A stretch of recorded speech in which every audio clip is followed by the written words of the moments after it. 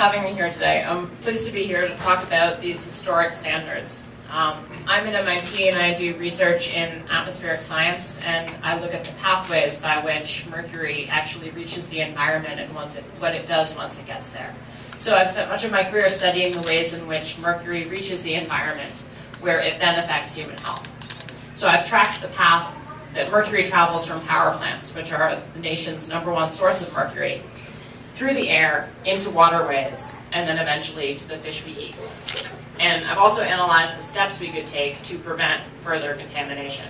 And these standards really do represent a strong step towards that goal.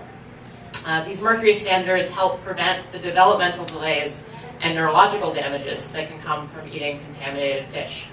This is in addition to the tens of thousands of cases of asthma and acute bronchitis that are avoided by controlling air toxics other than mercury.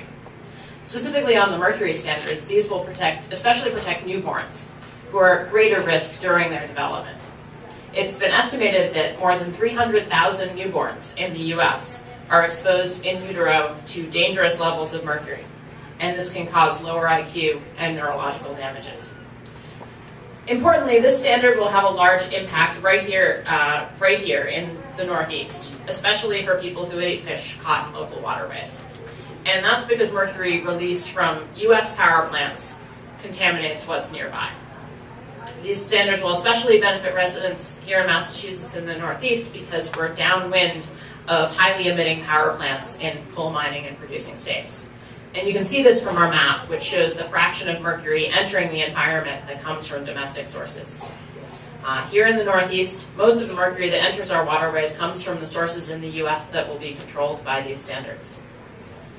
Here in Massachusetts, efforts to cut mercury from local power plants have led to significant mercury declines in fish in recent years.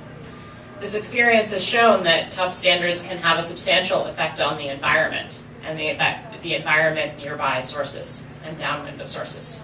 But these reductions are not enough, and mercury levels in fish here are still too high. Much of the mercury in our local fish comes from sources outside the region, and this is why federal regulations are needed. In addition, countries around the world are currently negotiating a global treaty to limit mercury pollution because mercury is a problem worldwide. And these standards show that the US is taking a leadership role at home to address a widespread and substantial global problem. So I'm pleased to be here and talk about the background.